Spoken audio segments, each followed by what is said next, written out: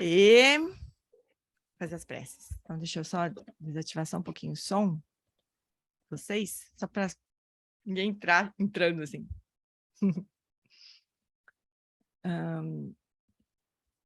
Boa noite, querida.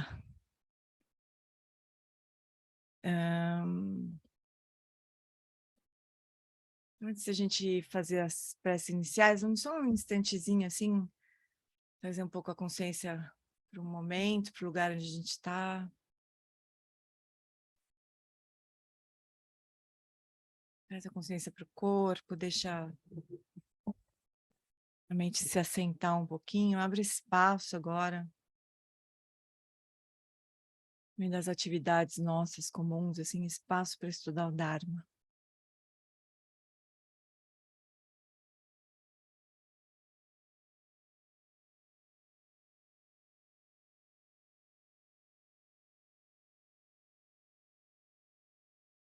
Agora, nós fazemos a prece refúgio, uma vez em português, uma em tibetano, uma em silêncio. Namô. No lama, que é a corporificação dos sugatas, da natureza das três joias, eu, juntamente com os seres dos 6 reinos, tomamos refúgio até nossa iluminação. Namo lama deshe dope ku concho sungi ranjingla nadandrodru semchenam chanchu vardu kapsuchi.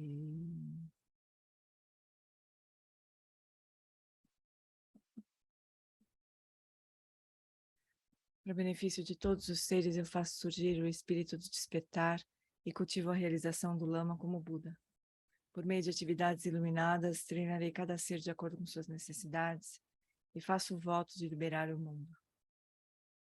Semke droa kodon tu lama sangye drubneni ganla gandu trinleki droa droa damchao.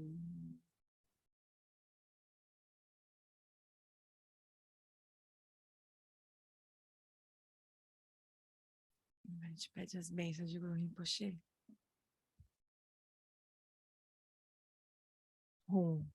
Na fronteira noroeste de Odiana, no coração de um lótus, está sentado aquele renomado como Padmasambhava, que alcançou o espantoso Supremo Siddhi e está cercado por uma hoste de muitas dakines. Seguindo suas pegadas, dedico-me à prática, por favor, aproxime-se e conceda suas bênçãos. Guru Pema Siddhi Hum.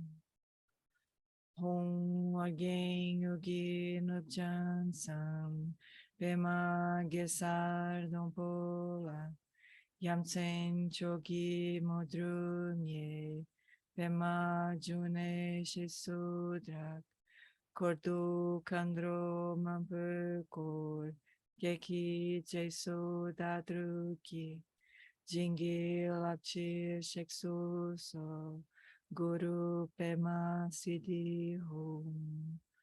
Hum Orgen Yogi Nubjansam Pema Gesar Dompola Yamsen Chogi Modrunye Pema June Shesudra Kordu Kandro Mampekor Keki Jesu Dadruki Jingi Lapchi Sheksu So Guru Pema Siddhi Hum.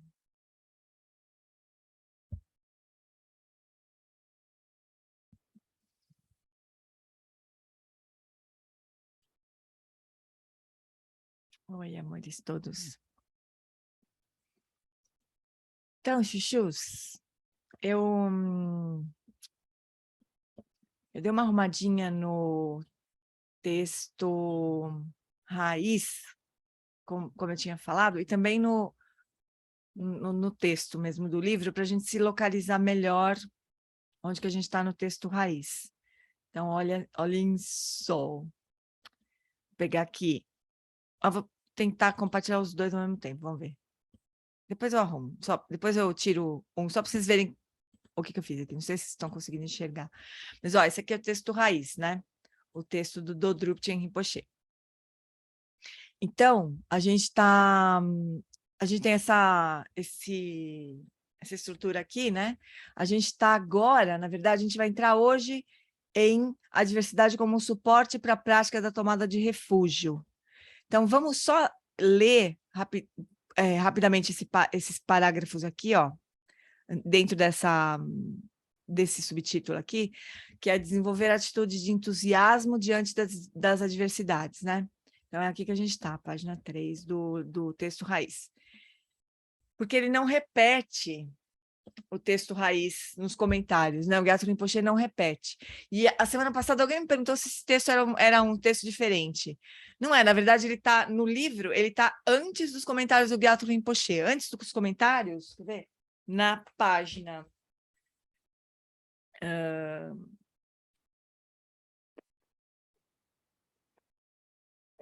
na página 17, tem o texto raiz, né?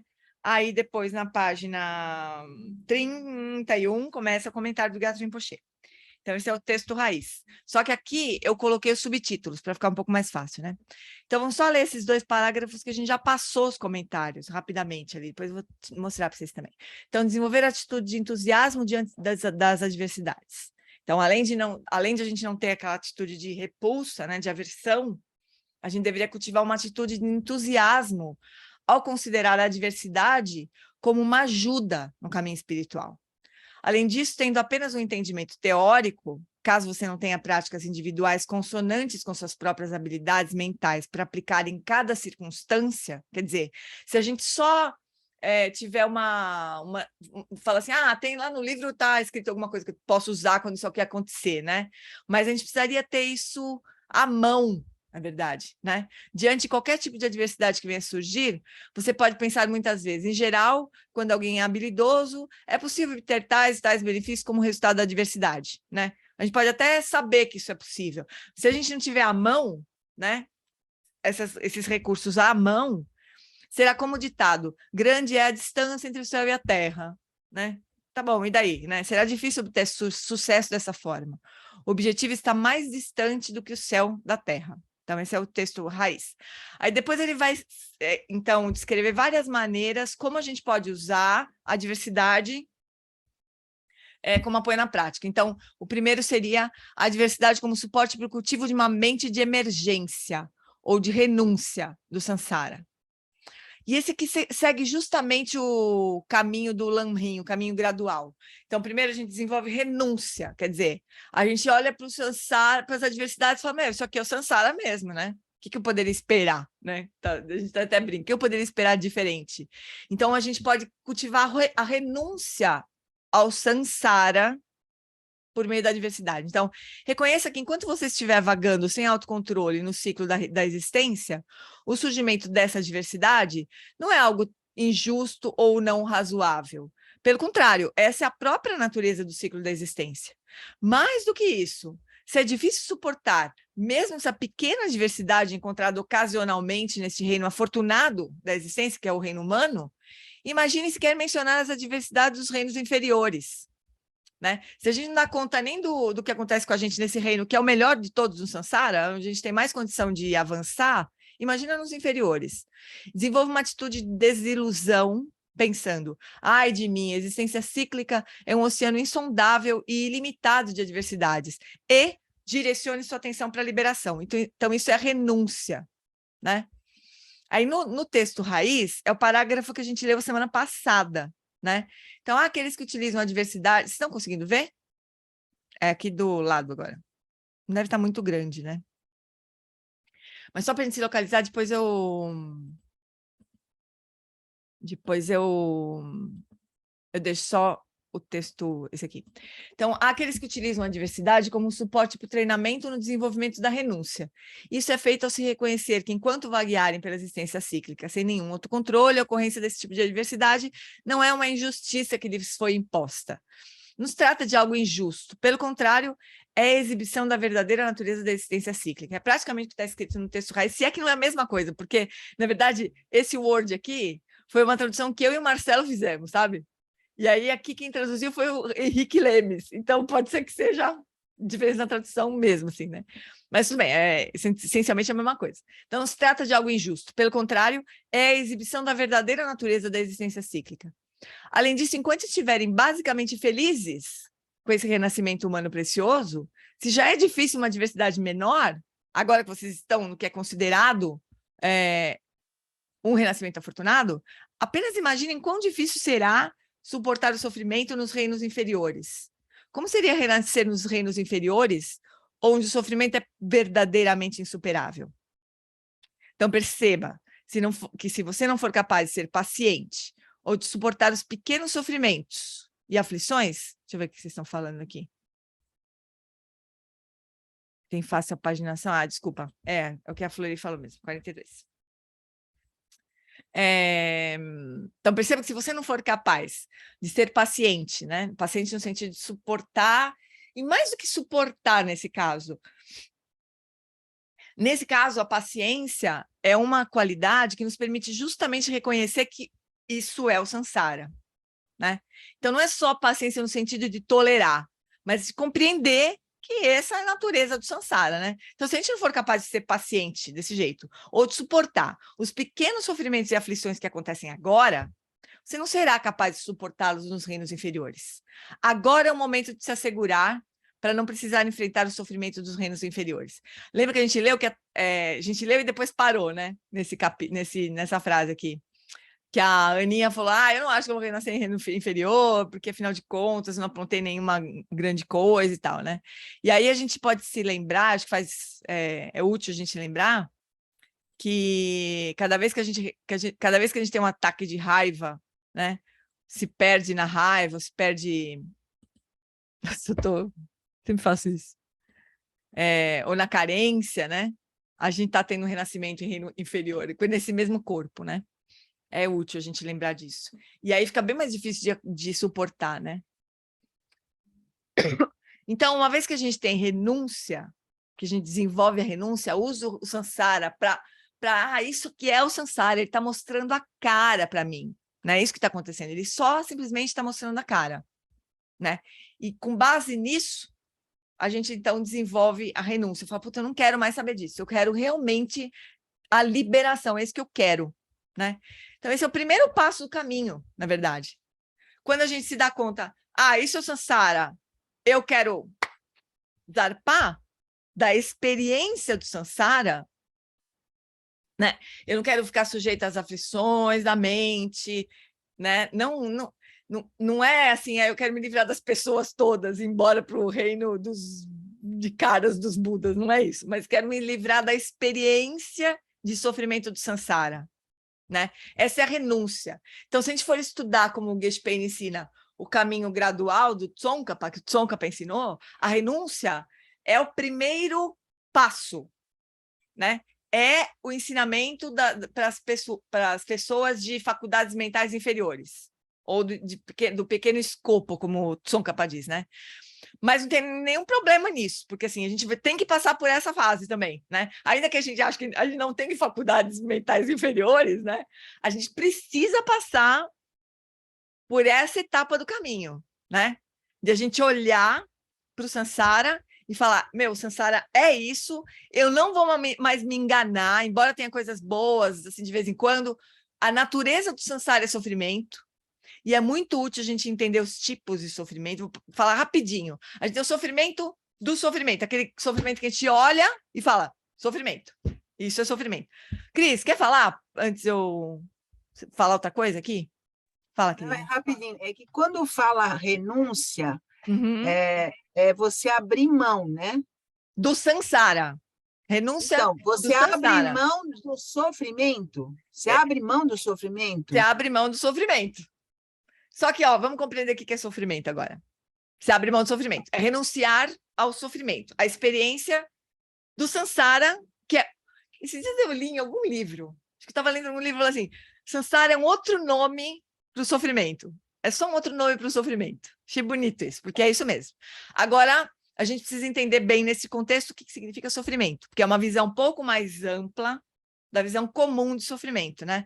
Então, a gente tem o sofrimento do sofrimento, que é assim, sofrimento, quebrei a perna, tô com dor na perna, sofrimento, ninguém tem dúvida, né? Aquele sofrimento óbvio, assim, óbvio, né?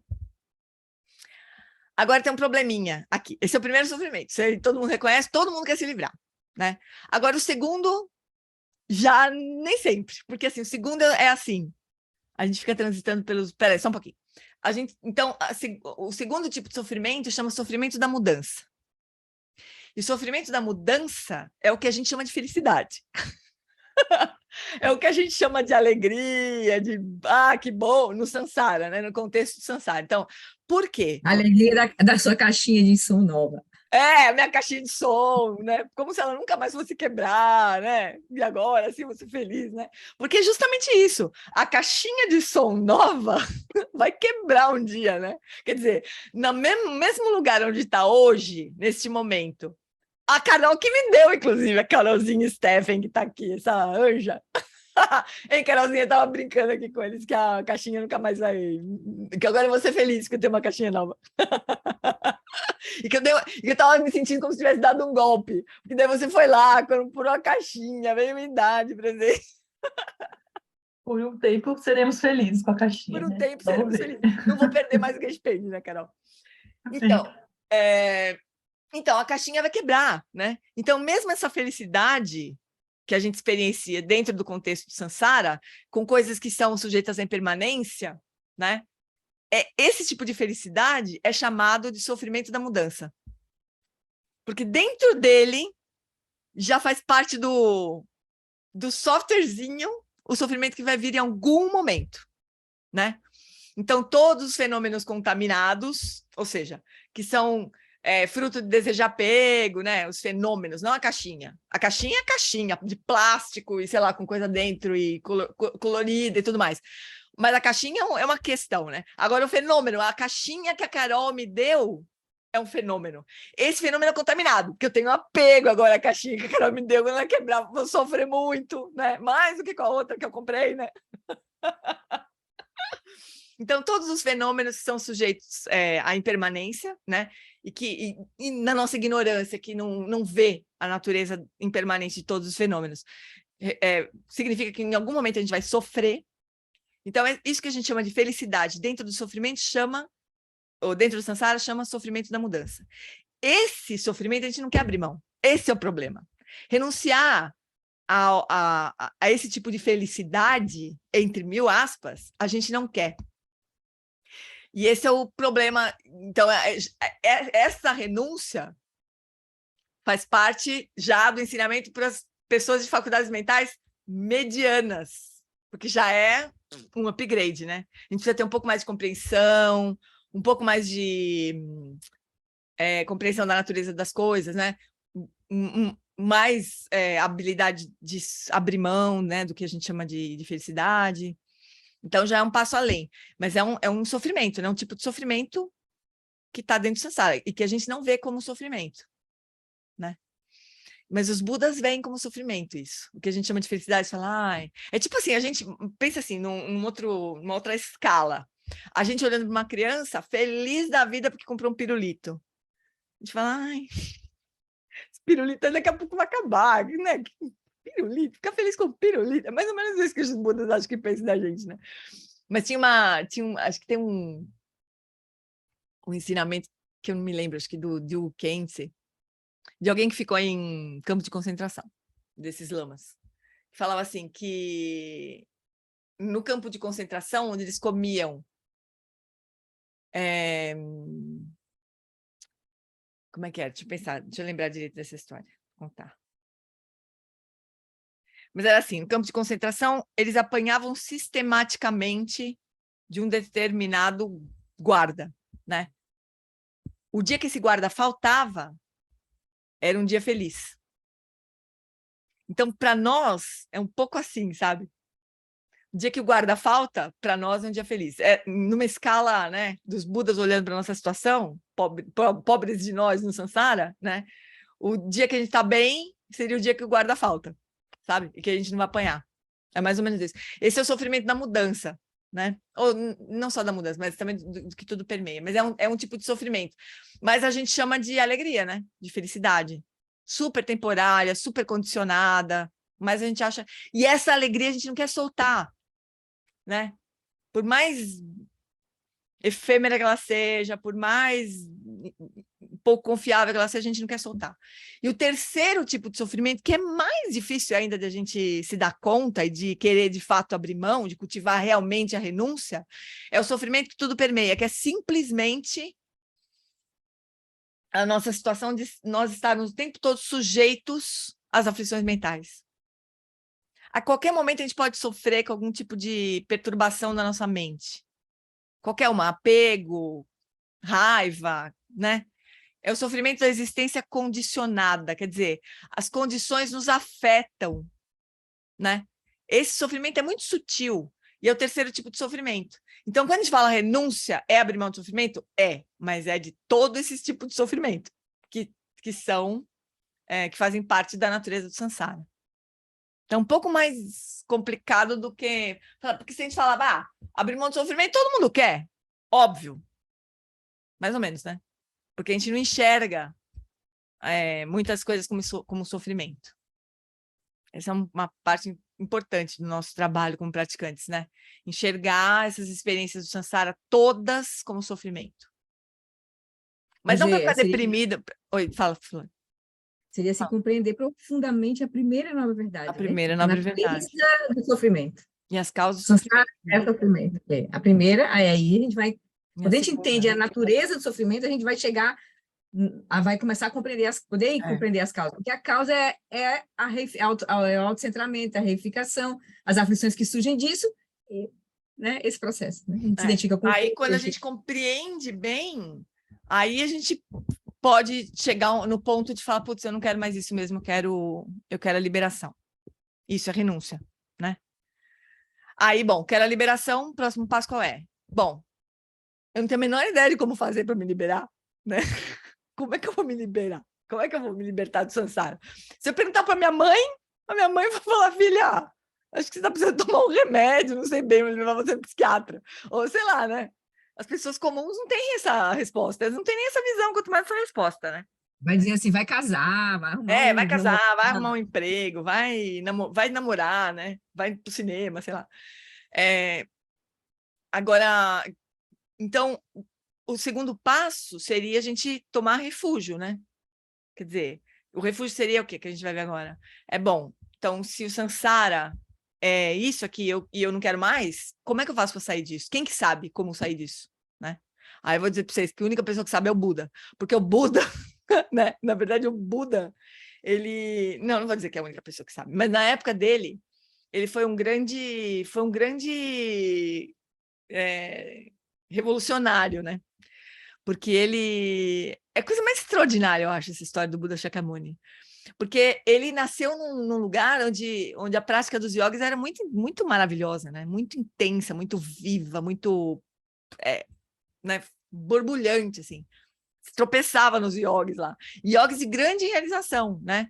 Só que o Siddhartha, ele encontrava com o mestre, fazia todas as práticas, alcançava o nível de desenvolvimento daquele yogi e fala, não é isso. Eu ainda estou sujeito ao sofrimento, eu não estou livre, né? Aí o mestre mesmo falou, desculpa, não tem mais nada para te ensinar, né? Vai procurar tal pessoa que parece que tem uma... Aí o Buda ia, mesma coisa, chegava lá, não é isso, não é isso, não é nisso. Falou, bom, o único jeito é eu mesmo descobrir, e ele mesmo descobriu. E o ponto foi justamente isso, a liberação completa, porque os yogis, eles atingiam um nível de absorção meditativa maravilhosa no samsara, né? A hora que eles saíam daquele estado mental, acabou. Eles caíam de novo em algum tipo de tropicão no samsara. Eles estavam, né? Estavam ainda presos no samsara. Ainda tinha o eu, ainda tinha as aflições, ainda tinha as marcas kármicas, né? Então, o Buda foi muito extraordinário. Então, tudo isso para dizer que a gente toma refúgio, especialmente na visão budista, né? Dentro do budismo, a gente toma refúgio no Buda, nos ensinamentos do Buda e na comunidade que manteve os ensinamentos até hoje. Isso é muito bonito, que é a Sangha, né? Não fosse a Sangha, os ensinamentos do Buda teriam desaparecido. Porque como que seria? Não fosse o próprio Ananda, né? O principal discípulo do Buda, se ele não fosse memorizar, tivesse memória perfeita e tivesse ajudado a organizar os ensinamentos do Buda, tudo tinha se perdido. E se ninguém tivesse praticado e feito comentários, os ensinamentos teriam se perdido, né? Então, a gente toma refúgio no Buda, no Dharma e na Sangha, como inseparáveis, as 3 joias. A Débora perguntou, Gê, a gente não fica transitando pelos mundos? Como é renascer apenas nos mundos inferiores? Pois tem momentos que acho que passamos por isso, tem momentos que não. Tem 2 visões aqui que a gente estava comentando. Um é de renascimento mesmo, assim, de morrer neste corpo, este corpo morrer, e a nossa mente transmigrar para um outro corpo de animal, por exemplo, ou de fantasma faminto, ou de... como é que Deus, fala? Azura, Deus mundano, Azura, Mais para baixo, de... preta, fantasma faminto mesmo. Não, Infernos. dos reinos dos infernos, né? Os demônios dos infernos lá. Ou então dos deuses, né? Que são os reinos superiores. Isso é uma visão de transmigração. Agora, na nossa experiência aqui, neste corpo, nesse momento, né? Cada um desses reinos eles têm uma emoção ou uma aflição mental que é predominante. Então, por exemplo, o reino dos infernos é o medo ou é a raiva, por exemplo, né? Mas é medo também, sabe? Eu andei lendo um pouco mais sobre o reino dos infernos. O medo é uma emoção muito intensa também no reino dos infernos. É muito sofrimento, assim, que a gente nem consegue imaginar. Então, é uma mistura de medo com raiva, né? De tanto sofrimento, assim. Então, toda vez que a gente está numa situação dessas, é como se a nossa mente, neste mesmo corpo, tivesse renascido no reino dos infernos. Ou quando a gente está numa carência absurda, assim, a gente se sente, não, eu queria tanto, não sei o que eu não tenho, eu não sou nada, não vou ser feliz, eu não devia tal coisa, blá, blá, blá, blá. Carência, não sei se já aconteceu com vocês, carência, a gente está como se a gente tivesse tido um renascimento no reino dos fantasmas famintos, né? E toda vez que a gente fala, ai, que preguiça, acho que não dá para mim, eu não consigo, a gente tem um renascimento do reino dos animais. E assim por diante, né? Então tem essa visão também das experiências dessa mesma mente nesse mesmo corpo. Bom, mas aí a gente chega então nessa segunda forma de usar as adversidades, né? Então, se a gente chega nessa compreensão de que as adversidades são a própria essência do samsara, o samsara é outro nome para sofrimento, né? Como Tulku Orien falou. Então, eu posso usar isso para falar, então não quero mais brincar de samsara, né? Eu quero brincar agora de outra coisa, eu quero brincar de Buda agora, eu não quero mais brincar de samsara, eu quero brincar de Bodhisattva, por exemplo, né? Mas a gente desenvolve a renúncia. Aí, o próximo passo é, né? Como ele fala aqui, agora é o momento de perceber que até esse momento, você não foi capaz de sair dessa situação difícil sem um guia verdadeiro. Ou seja, nós todos aqui repetimos de ano, né? A gente pode até ter se dado conta numa outra vida, ou até hoje, assim, a gente pode ter se dado conta que, realmente, samsara é uma droga, não sei o que lá, mas a gente cai na repescagem, como diz o Lama, o Lama Santen fala isso, cai na repescagem do samsara, né? A gente se encanta com alguma coisa, daqui a pouco a gente vai alegremente voltando para o samsara, né? Então, a gente que repetiu de algum jeito. Então, a gente não conseguiu até agora sair disso, né? E por isso que você ainda segue vagueando no samsara. Então, a fonte de refúgio ou guia necessário precisa ter o potencial completo de ter compreendido essa situação difícil e de ter atravessado essa situação com sucesso até o outro lado, à margem da liberação. Essa é uma metáfora muito comum, né, de atravessar o oceano do samsara para a margem da liberação, como se o barco fosse o Dharma, né? O Buda fosse o barqueiro, sei lá, que leva a gente para outra margem, né? Então, essa é uma metáfora bem comum, assim, no Dharma, né? Então, a gente precisa desse guia, a gente precisa de alguém que saiba o caminho, né? Se a gente quer ir para um lugar, a gente olha em volta. Eu pergunto, Ana, você sabe ir? Paulinho, você sabe como que vai para lá? Cris, Carol, Flor, você sabe ir? Não. Bom, vamos procurar alguém que saiba, né? Sabe o caminho. Não tem Waze para lá, infelizmente, né? Infelizmente não tem Waze. ou o Waze que tem não é muito confiável. Então, quando você escolhe o seu objeto de refúgio e toma refúgio, você deveria ter certeza de estar tomando refúgio em alguém que vê claramente a situação difícil do Sansara, que passou através dele e que sabe precisamente como se libertar dele, né? Tal indivíduo experiente, o Lama Wallace, ele fala que a gente vive tomando refúgio, a gente pode achar que isso aqui é meio, mais ou menos, tomar refúgio, coisa mais católica. A gente pode ter um problema assim, de ter fé, né? Mas ele fala assim, a gente vive tomando refúgio nas coisas, nas pessoas. Toda vez que tem dor de dente, a gente toma refúgio no dentista. A gente não tem a menor ideia do que o dentista vai fazer. A gente senta na cadeira, abre a boca e fica ali, né? Quer dizer, a gente tomou refúgio no dentista. Né, Dressar? A gente toma refúgio nos dentistas. Aí, sei lá, quando a gente está doente, a gente toma refúgio médico. Quando a gente vive tomando refúgio nas coisas para situações, né, delimitadas assim na nossa vida. Agora, pessoal, para atingir iluminação não dá. Tem que tomar refúgio num Buda, né? Ou em alguém que se disponha a dar o próximo passo junto com a gente, né? Ainda que não saiba como é que é o caminho todo, assim, né? É uma possibilidade também, já que a gente não teve o mérito de renascer no tempo do Buda, né? Que a gente chegava, sei lá, as pessoas chegavam na frente do Buda, o Buda, pá, sei lá, mostrava uma flor, as pessoas se iluminavam, era uma festa, né? A gente não teve essa boa sorte, né? Então, tem problema, a gente tem grandes mestres, né? Que também sabem o caminho. Então, esse indivíduo experiente, um guia compassivo, um guia valioso, um guia que possui todas as qualificações, poderá guiá-lo nos métodos que possibilitam conduzir outros seres para fora da existência cíclica. Tem uma coisa engraçada que a gente Suma falou uma vez, que é assim. A gente fica, muitas pessoas ficam assim, a gente fica assim, né? Eu queria encontrar o meu mestre, né? E a gente acha que o nosso mestre é um cara, um tibetano, né? Porque brasileiro não vale, né? Americano também não, mais ou menos. Então tem que ser um tibetano, daqueles bem estranhos, assim, né? Tem um nome difícil que a gente não sabe nem pronunciar, e que não sei o que, a gente acha que, né? E que vai dar uma instrução super difícil para nós, que vai nos libertar, né? A gente pode ter essa imagem, assim, de um grande mestre sábio e tal. E a gente falou assim para a gente uma vez, olha, se o Buda aparecesse na nossa frente hoje, sabe o que ele ia dizer? Senta com a coluna ereta, traz a consciência para a respiração, inspira e solta. Presta atenção na respiração. Era essa instrução que ele ia dar, sabe?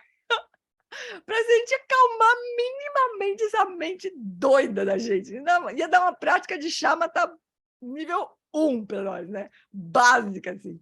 É muito engraçado ela falando isso, porque é verdade, né? A gente pode achar que, putz, eu quero encontrar o meu mestre, com quem eu tenho uma conexão, mas possivelmente se a gente encontrasse com o próprio Buda, ia ser essa a nossa prática que ele ia receitar para a gente, né? Então tem isso também, né, amor? A gente precisava fazer a tarefa de casa que tá aí, né, pra gente fazer. Precisa ser um Buda para dar esse ensinamento pra gente, né? No que diz respeito ao tema de transformar a diversidade em caminho, deixa eu só ver uma coisinha aqui. É meio longo esse tema do refúgio. Mas vamos seguindo? Vamos seguindo mais um pouco, né? Porque acho que não tem muito... Mas está claro, assim, tem um caminho muito claro aqui nesse texto também, né? A gente enxerga o Sansara como ele é. O problema, sabe qual que é nessa fase da renúncia? O Sansara não é 100% desgraça. Porque se fosse 100% desgraça, e a gente tivesse minimamente condições, né, de se mover, né, no meio da desgraça, a gente saía correndo. O problema é que não é 100% desgraça. É mais ou menos, né? Então, às vezes, as coisas dão um pouco certo.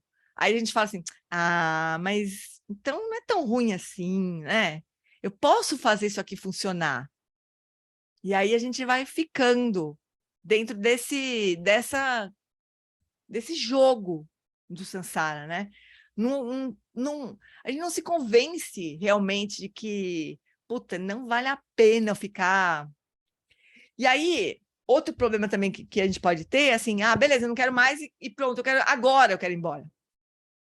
Eu quero ir agora e não quero mais sofrer a partir de agora, 1, 2, 3, já, contando.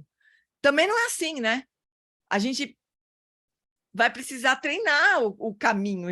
Não é que a gente vai, tudo bem, vou abrir essa porta e pronto, está resolvido. Não é assim, a gente vai ter que trilhar o caminho. Aí, no meio do caminho, o Sansara seduz a gente outra vez e a gente se ocupa um monte, né? Dias, tomar refúgio quer dizer ter um professor ou um mestre, certo? Escolher alguém que possa te guiar, é isso?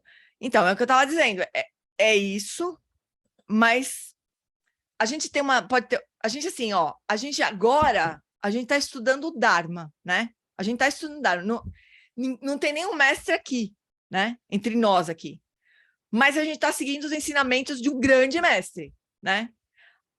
Por orientação do Lama Wallace, né? Então, a gente não precisa ter um mestre para chamar de meu, assim, sabe? Necessariamente. Tem muita coisa para a gente avançar, né?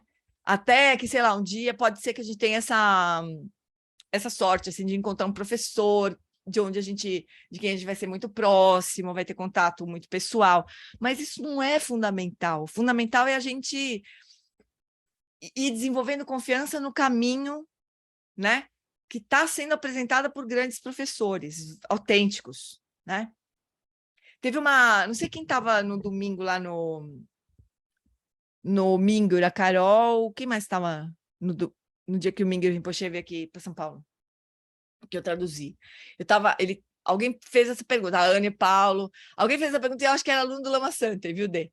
Porque o pessoal falava assim, meu professor lá no Rio Grande do Sul, e daí eu vejo 2 vezes por ano no máximo, né? A Estela também estava. Porque é isso. Mesmo a Denise deve bobear, ver o Lama, agora não por causa da pandemia, mas quem mora no Viamão também não vê o Lama direto. O pessoal vai para Viamão achando que vai morar do lado do Lama, e não. O Lama passa viajando, né? Então é difícil ficar perto do Lama, com exceção da Raquelzinha. Ninguém fica muito tempo perto do Lama seguido, assim, né?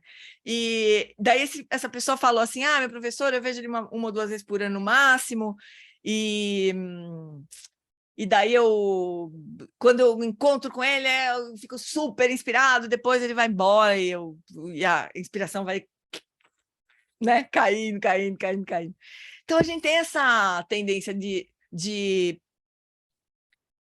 ter a coisa meio como pessoal, nessa relação com o mestre como fosse pessoal, né?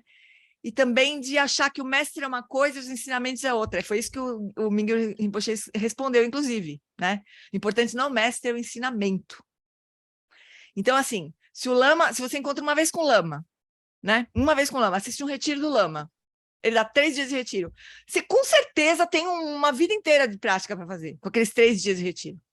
Mas a gente não acha isso. A gente acha que tem que encontrar de novo com o Lama, né? Receber um outro ensinamento, né? Então, olha, essa resposta do Rinpoche foi sensacional, porque é isso, a gente pode pegar o ensinamento que o Lama deu e passar um tempão conectada com aquele ensinamento, que é a mesma coisa que está conectada com o Lama, né? Dharma e Buda e Sangha, ó, então, onde está um, está o outro. Não são separadas as 3 joias, elas são inseparáveis. Então, onde está o Buda, está o Dharma e está a Sangha. Onde está o Dharma, está o Buda e a Sangha. Onde está a Sangha, está o Buda e o Dharma. As 3 joias são inseparáveis. Fala a Ana ou Paulo? Acho que é Ana. Fala, Aninha. Pera. O que eu fico em dúvida é assim, porque às vezes surgem algumas dúvidas, às vezes pode a gente achar que, sei lá, está fazendo certo e não é o certo. Na verdade, o que eu fico pensando é que esse espaço, como é agora mesmo, né? Não está com o próprio Lama em contato e tal, né? Claro que vocês têm uma experiência afortunada com os lamas e falando inglês, tudo, mas eu fico pensando, e se eu estiver pensando, ou se eu estiver pisando no tomate, se eu estiver fazendo alguma coisa que eu acho que está certa e não é bem por aí, era para fazer diferente. Entendeu? Então, Aninha, eu acho que os companheiros de Sangha, os amigos espirituais, tipo a gente aqui, por exemplo, né? A gente pode se apoiar nisso, sabe? Nesse sentido. Agora, sobre ensinamentos que a gente também recebeu, né? Então, não, claro. Claro. Não, porque às vezes assim, e ensinamentos que a gente recebeu e que a gente está de fato praticando, né? Porque não Aham, é sim. tudo que todo mundo sabe, né? Mas se a gente pega um ensinamento para praticar e tenta e pratica. Então, por exemplo, esses ensinamentos que a gente está estudando aqui, né? O Alan Wallace ensinou diversas vezes, né? A gente está estudando junto. Se a gente está praticando, se você chega um dia e fala assim, olha, eu estou pensando, refletindo sobre essa coisa do refúgio ou da renúncia, por exemplo, sobre os tipos de sofrimento. E aí na minha vida aconteceu uma coisa assim, assim, assim. O que eu faço com isso? Isso é uma coisa que a gente pode se ajudar, sabe? Talvez a gente não consiga se ajudar em coisas muito avançadas filosoficamente, né? E aí a gente precisa esperar o lama chegar aqui, ou a gente precisa fazer contato com ele, né? O Geshe Pende, por exemplo, né?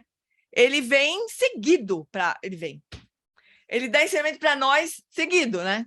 Assim, ele vem em outubro de novo. Ele deu um monte de versos do capítulo do Shantideva.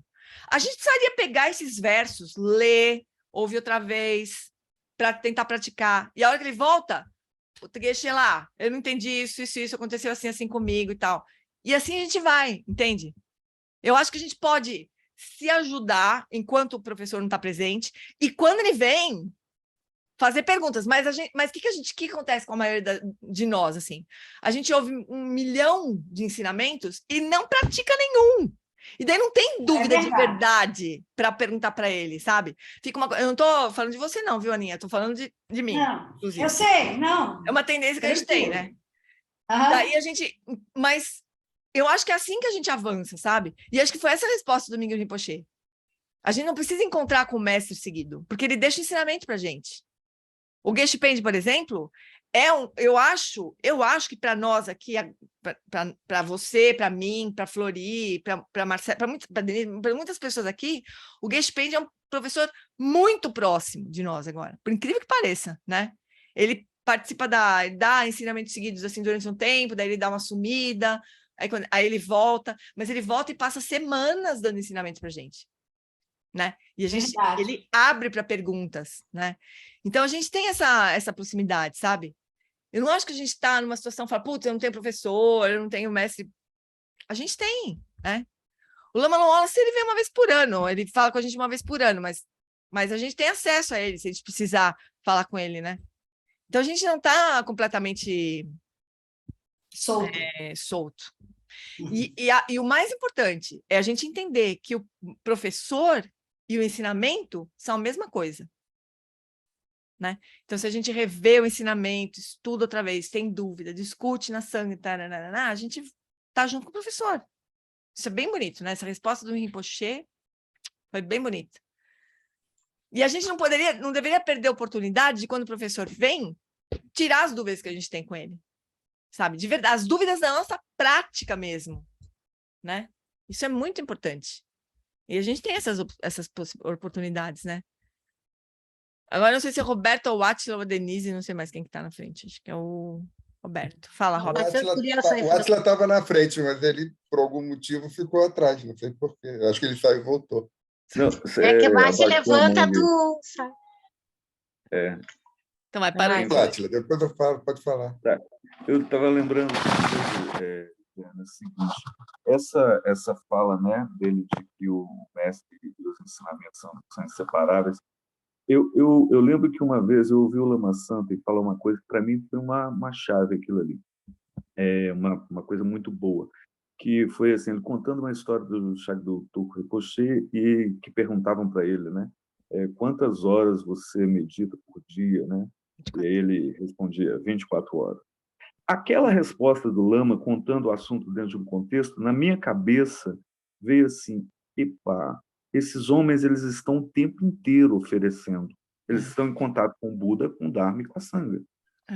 Então, ou seja, cada momento que a gente pode fazer isso, repetir esse gesto, né, e procurar esse entendimento é interessante, entendeu? Aí a gente vai descobrindo o seguinte, que a gente também está fazendo parte disso, né? também está inseparável do Lama, do Buda, do Dharma, né? Não tem essa coisa de repente ter que esperar. É claro que você vai ter que esperar para poder tirar dúvidas relativas à sua prática, né? Quando não mora perto, né? Ou quando não tem acesso. Mas hoje tem esses meios virtuais todos que, de repente, a resposta de uma prática está vendo num ensinamento que ele está Putz, dando. quantas vezes não ou num vídeo que aconteceu? ele tá, Acho que todo né? mundo já teve Sim. essa experiência, assim, de você ter uma dúvida qualquer, assim, aí você ouve um ensinamento X, você fala, porra, mas, cara, eu tava pensando, não é? Parece que o Lama tá respondendo pra mim, aí você fala, cara... Tinha gente até que pirava com isso, sabia? Tinha gente que já tinha um certo pezinho mais na piração, que aí ouvia o Lama e falava assim, meu, o Lama tá falando comigo, mas era gravação de sei lá quando, assim, sabe? Mas acontece isso, né? A gente tem uma dúvida, a gente estuda, vai atrás, daqui a pouco a gente ouve o que a gente precisava ouvir mesmo, assim, né? Já aconteceu comigo várias vezes. Fala, Hobbes.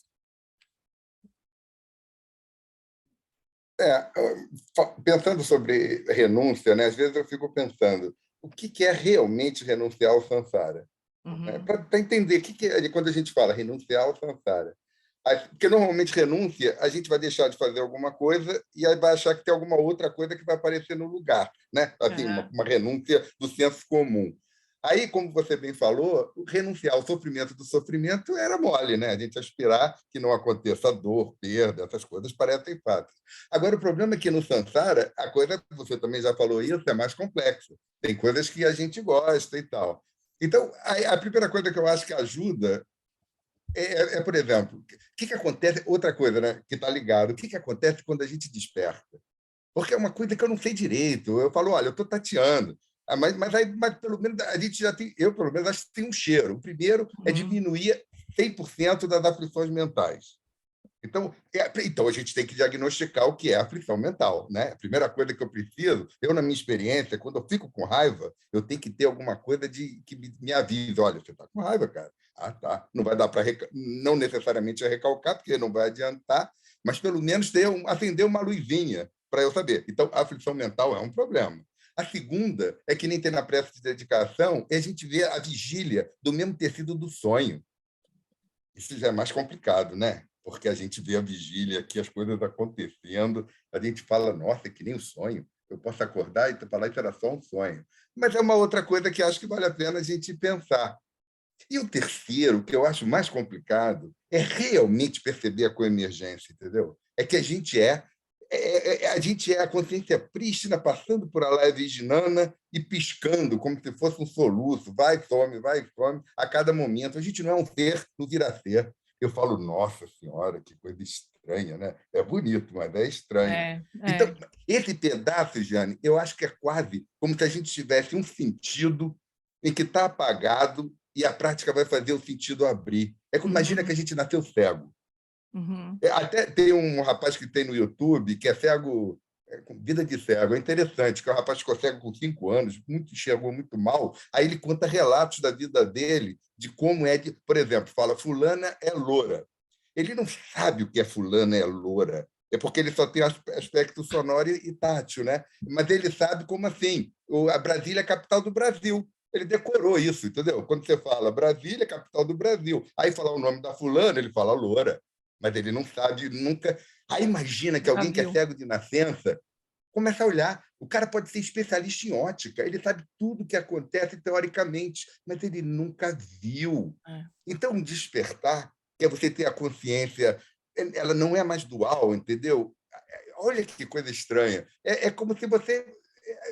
Porque a gente sabe intelectualmente, a gente acha interessante, bonito, a gente já tem aquelas coisas de diminuir as aflições mentais, tem um monte de coisas que são úteis, porque eu sempre gosto de falar que entre o branco e o preto tem o cinza. Então, o caminho vai fazendo com que a gente melhore, no mínimo a gente cria mérito, a gente se livra das coisas piores. Mas eu acho que, eu imagino, não sei o que vocês acham, de que como se fosse um análogo a um sentido. Porque os sentidos, na verdade, nos ocultam mais da verdadeira realidade, eu sei disso. Mas quando você fala, você tem que realizar, isso parece um pouco com ver, né? Porque na visão, quando a gente vê alguma coisa, a gente não precisa explicar muito. Porque você viu, eu estou olhando aqui a porta, fecha assim, a porta sumiu. Aí eu abro assim, a porta. Então, a visão é um exemplo de uma coisa que não precisa ser um trabalho cognitivo muito intenso, de inferências, você viu. Então, a impressão que eu tenho com o despertar, que a gente fala tanto, é um pouco... É aquela coisa que Sakyamuni dizem, né? Quando ele despertou, perguntaram para ele, abençoado, o que o abençoado descobriu? Ele falou, nada, eu só deixei de seguir a senhores que eu segui durante inúmeras vidas e tal. Eu acho muito bonita essa frase. Era só essa reflexão. Bonito. Era isso. Muito O que bonito. vocês Fala. acham? Iluminação superem muito a nossa expectativa do que seja iluminação. Eu também acho. A gente não tem ideia, né? A gente não consegue formular. Mas o que eu acho que uma coisa que o Roberto está dizendo que é interessante, assim, é como se a gente tivesse que largar uma coisa que é conhecida, né, em busca de alguma coisa que a gente não sabe bem como é que é, mas que a gente vai tendo vislumbres, que a gente vai, aos poucos, também desenvolvendo uma confiança, né? Isso é super importante também, mas ainda assim, o primeiro passo é a questão da renúncia. E essa pergunta, o que é renúncia, é uma grande pergunta. Acho que a gente vai parar até por aqui, assim, porque acho que essa é uma grande pergunta. Eu vou ler um trechinho de um outro livro que eu tinha já até lido para uma outra turma. Fala, Lelis. Oi, Jane. Oi, Amorim. Queria compartilhar uma coisa a partir da fala do Roberto, e depois eu tenho uma pergunta para você. Ele estava falando da visão, né? E o Lama Santen, ele tem um estudo que ele fala sobre a consciência da visão, que é o Surangama Sutra. O Surangama Sutra, para mim, assim, é um ensinamento que eu acho que eu vou estar com velha e vou estar estudando ele ainda, porque é muito profundo e demora muito para construir, né? O sutra que o Ananda mais apanha, eu acho, né? Ananda, você vê? Não, como não? Ele apanha muito naquela sutra. É fascinante, porque o Ananda vai nas perguntas que a gente faria. Assim. Exatamente, ele é nosso representante, né? Aquelas coisinhas assim, mas e se? Mas e tal coisa? Ele vai nos pequenos detalhes, é maravilhoso, maravilhoso. Eu fiquei fascinada com essa questão da consciência de visão, porque eu nunca tinha imaginado isso, nunca tinha visto isso em lugar nenhum, e foi uma coisa assim que me marcou muito, porque brilhou assim, nossa, que possibilidade incrível, né? E tem até um filme que fala sobre a visão, eu esqueci o nome dele, depois se lembrar eu compartilho. Então, são pessoas cegas, mas elas tiram fotografia, um é cineasta, a outra pessoa faz tudo. Janela da Alma. Janela da Alma. Esse filme é maravilhoso. Aí logo eu lembrei disso quando eu escutei o Lama falar. A outra coisa sobre a renúncia, eu queria compartilhar uma coisa. Há muito tempo atrás, muitos anos atrás, eu ficava incomodada assim, com as pessoas, eu com a minha mente usual, isso foi muito antes de conhecer o budismo. Me incomodava assim, você faz alguma coisa para a pessoa nem te agradece. Ou então você é tão simpático com a pessoa nem ligou, ela não correspondeu a nada. Aí, depois que eu conheci o budismo, e muitos anos de estudo e entendendo isso, eu deixei de esperar. Eu comecei a pensar assim, se a pessoa não me agradeceu, eu deixaria de fazer? Não. Então, já está resolvido. E aí, assim, ganhou um sentido muito novo, sabe? Eu não espero mais. Isso mudou completamente as minhas relações com todo mundo. Uhum. E, assim, é simplesmente incrível. Inclusive, no ambiente de trabalho, assistem, né, umas pessoas que são mais difíceis, e aí tem os comentários, as pessoas reclamam. Não tem nada difícil, porque eu não espero mais nada. Isso foi muito, muito bom, assim, conseguir alcançar isso. E eu consegui com muita prática de Metabhava, né? A pergunta que eu tenho para você é como é que a gente faz para a gente se livrar dessa espécie de samsara do Dharma, que é querer estudar tudo, porque eu passo por isso. Eu quero estudar tudo. E eu enlouqueço, assim, eu nunca vou dar conta de todos esses nomes, eu nunca vou dar conta de saber Outro dia eu ainda falei com uma amiga assim, isso aqui para mim, eu estava mostrando para ela uma prece. Eu falei, isso aqui é igual um dogma religioso. É na pura fé, porque eu não lembro o que significam esses nomes todos, dos mestres, das deidades. Eu tenho dúvida de a deidade, se ela encarnou também, se ela se manifestou na vida ou não. Padmasambhava, ele viveu de verdade na Terra ou ele é uma emanação? Isso é tudo confuso na minha cabeça. E eu quero estudar tudo. Então, assim, sabe o bate que eu uma ansiedade recentemente... e eu não consigo controlar. Que eu Então, como é que a recentemente gente faz? Que eu recentemente ouvi o Geshe-Pende falar é que isso é falta de renúncia. Sabe? Porque a gente... É o que você disse, é um outro samsara do Dharma. Quer dizer, a gente não consegue abrir mão mesmo. A gente não, é como se a gente não quisesse de verdade a liberação, sabe? É como se a gente quisesse, sei lá, outras coisas, mas não a liberação mesmo, né? Eu ouvi o Geshe-Pende dizer isso, que enquanto a gente não tiver renúncia verdadeiramente, a gente vai ficar passeando pelo Dharma, assim, e não vai fincar o pé e seguir em frente, sabe? Daqui a pouco a gente vai precisar encerrar, porque a gente tem outro compromisso do Dharma aqui, né? Mas, peraí, deixa eu só marcar. Bom, vamos continuar. Semana que vem a gente volta pro... Fala mais um pouquinho da renúncia. Pessoal, renúncia é um negócio muito legal de a gente refletir. Vamos tentar refletir um pouquinho essa semana, se tiver outros textos, assim. O que seria renunciar ao samsara, né? O que seria... Ó, só para dar um cheiro aqui de um mestre chamado Pabonka Rinpoche. Enquanto nós não examinarmos esta vida, nós não sentiremos a alegria, de forma alguma, em ter encontrado um renascimento humano supremo. E nós provavelmente ficaríamos mais felizes se nós encontrássemos alguns centavos. Nós não vamos sentir pena, né? Ou se sentir mal, se nós perdermos essa oportunidade excelente, ótima. Nós provavelmente ficaríamos teríamos mais arrependimento se nós tivéssemos perdido dinheiro. Então, é assim, como é que que peso que as coisas têm na nossa vida? A gente está realmente preocupado que a gente vai morrer e a gente não atingiu a liberação ainda? Ou a gente está preocupado com a conta que tem que pagar, ou sei lá com o quê? Essa é uma forma de a gente olhar, sabe? O que mais nos preocupa hoje? Quais são as nossas preocupações hoje? Né? Isso é uma medida, sabe? Do grau de renúncia que a gente tem. Isso é de doer o estômago.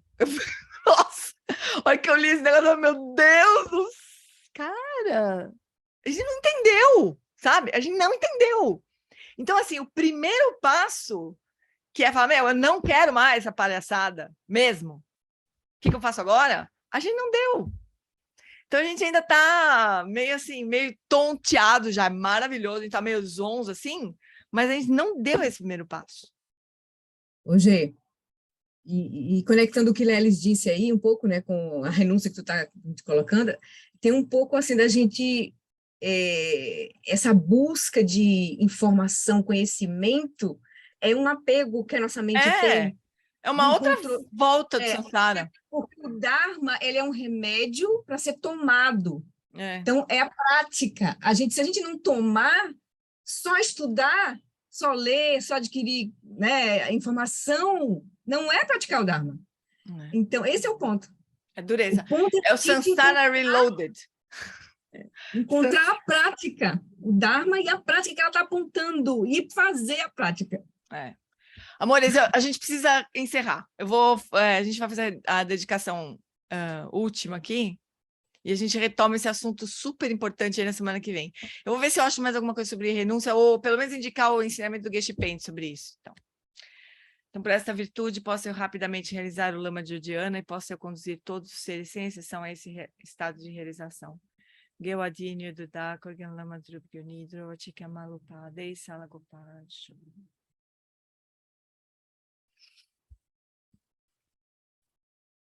Muito bom. Então fica essa reflexão da renúncia. A gente está mesmo a fim de renunciar ou não? Tá bom, Fufuras? Obrigada, Gê. Obrigada beijo, a todos. Obrigada. Obrigada, beijo, queridos. Beijo, beijo. Tchau, pessoal. Boa semana. Obrigada. Tchau, Beijo. Jane. Tchau. Tchau, pessoal. Obrigada. Beijo, Sandra.